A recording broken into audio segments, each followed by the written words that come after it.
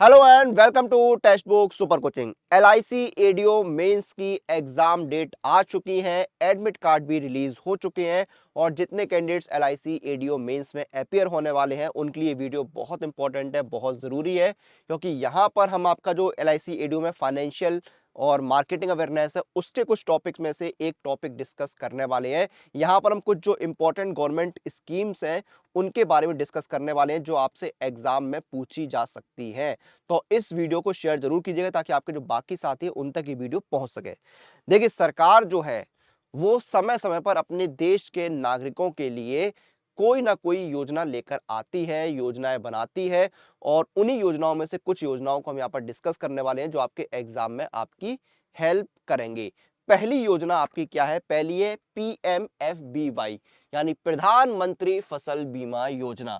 तो फसल बीमा योजना से आप समझ ही गए होंगे कि ये जो बीमा योजना है ये हमारे देश के अन्नदाता यानी किसानों के लिए लाई गई है।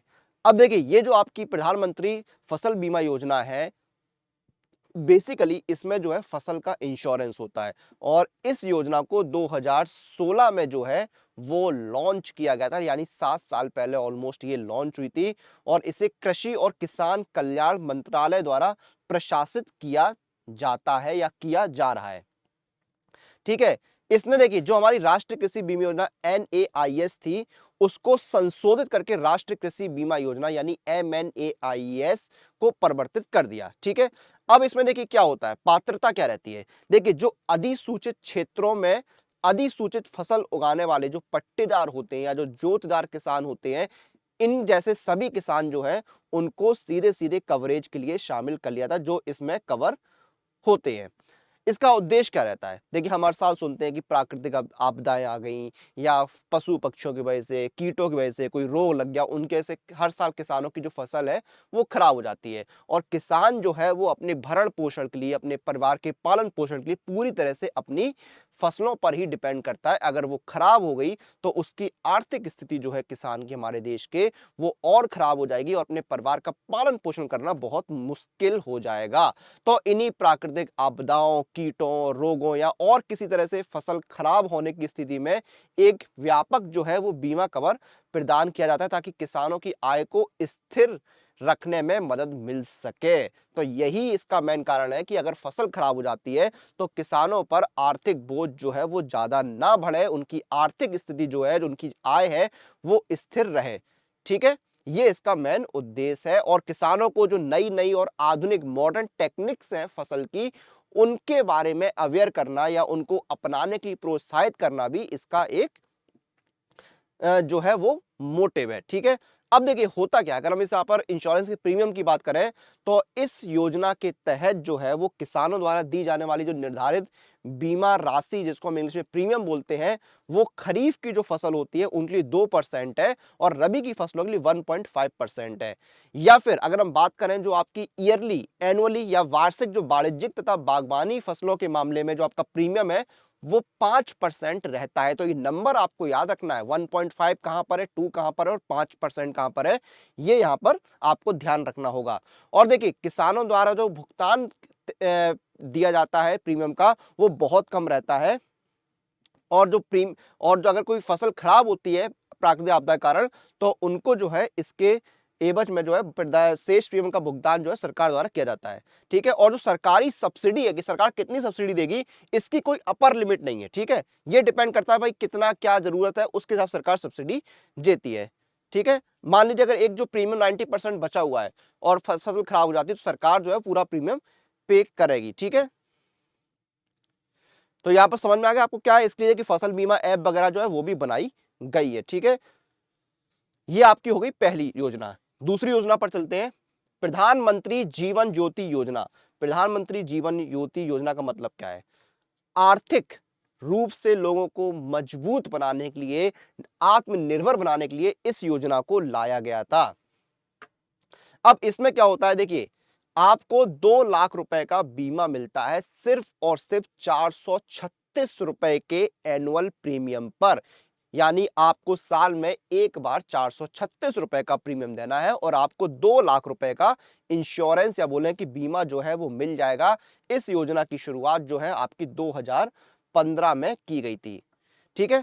अब देखिए क्या होता है, जो व्यक्ति ने ये योजना ले रखी है या जो व्यक्ति इस पॉलिसी में कवर है, अगर किसी कारणवश उनकी बीमारी में या दुर्घटना में या किसी और कारण से डेथ हो जाती है, मृत्यु हो जाती है, तो उनके परिवार को 2 लाख रुपए जो है दिए जाएंगे। और ये एक टर्म इंश्योरेंस की तरह है।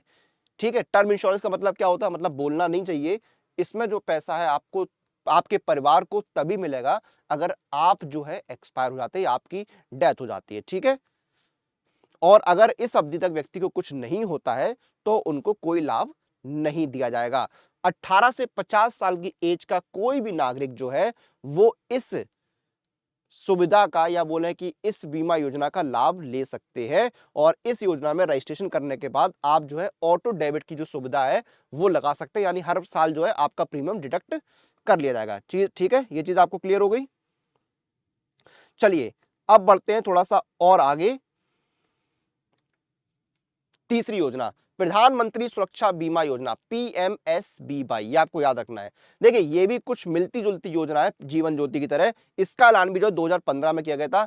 इसका उद्देश्य क्या था, जो देश की विशाल आबादी है उसको सुरक्षा बीमा प्रदान करना। जिनके पास जीवन बीमा नहीं है, इस योजना के तहत क्या होता है, जो लाभार्थी हैं उनको दुर्घटना बीमा कवर मिलता है। और इसका सालाना प्रीमियम जो है वो पहले 12 रुपए था, अब बढ़ाकर 20 रुपए कर दिया गया है। और इसमें देखिए 18 से 70 साल वाले जो लोग हैं वो शामिल हो सकते हैं, यानी 18 से 70 के बीच में अगर आपकी एज है तो इसमें आप शामिल हो सकते हैं। ठीक है, ऑटो डेबिट के जरिए आपका प्रीमियम जो है कट जाता है। अब देखिए इसमें होता क्या है, प्रधानमंत्री सुरक्षा बीमा योजना में जो बीमा धारक हैं, जो कवर है इस पॉलिसी में, उनकी अगर एक्सीडेंट में मौत हो जाती है, डेथ हो जाती है या वो फिजिकली हैंडीकैप्ड हो जाते हैं तो उनको 2 लाख रुपए का दुर्घटना बीमा मिलता है। अगर आप पार्शियली या पूरी तरह से जो है हैंडीकैप्ड हो जाते हैं तो भी आपको 1 लाख रुपए का जो है कवर मिल जाता है। यानी अगर आपकी दोनों आंखें चली गई या फिर आपके दोनों हाथ या पैरों में कोई दिक्कत आ गई तो भी आपको 1 लाख, एक आंख और एक हाथ की स्थिति में 2 लाख रुपए की आर्थिक मदद जो है उसका प्रावधान किया गया है।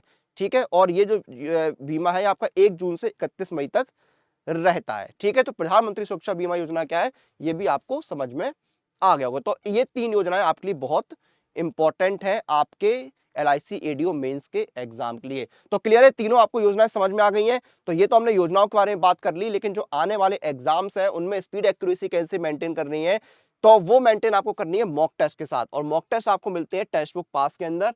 ये देखिए आपको 3 तरह के पास मिलते हैं, मंथली, ईयरली और लाइफ टाइम। जो भी पास आपको परचेस करना है उसको सिलेक्ट करिए, डिस्काउंट के लिए कूपन कोड लगाइए अनुराग पास, ANURAGPASS, और आपको इंस्टेंट डिस्काउंट मिल जाएगा। ये देखिए लाइफ टाइम पास 449, ईयरली 224 और मंथली 179 में। और कंप्लीट प्रिपरेशन की सुपर कोचिंग बेस्ट ऑप्शन है। जैसे आप LIC एडीओ की तैयारी कर रहे हैं तो सुपर कोचिंग जो है आपके LIC एडीओ की कंप्लीट प्रिपरेशन कराता है। 1 महीने का सुपर कोचिंग आपका 299 में है। मेंस की पूरी तैयारी होगी, डिस्काउंट भी मिलेगा। अप्लाई कूपन में जाके कूपन अप्लाई करिए, अनुराग ANURAG, ये कूपन डालिए, डिस्काउंट मिल जाएगा। ये देखिए 269 में 1 महीने का आपको LIC एडीओ मिल रहा है। तो ये बेहतरीन मौका, बेहतरीन ऑफर, इस मौके, इस ऑफर का लाभ उठाइए और अपनी तैयारी अभी शुरू कर दीजिए। चलिए सेशन को यहाँ पर खत्म करेंगे। आप लोग अपनी एग्जाम प्रिपरेशन अपडेट लिए सुपर कोचिंग के साथ बने रहिए।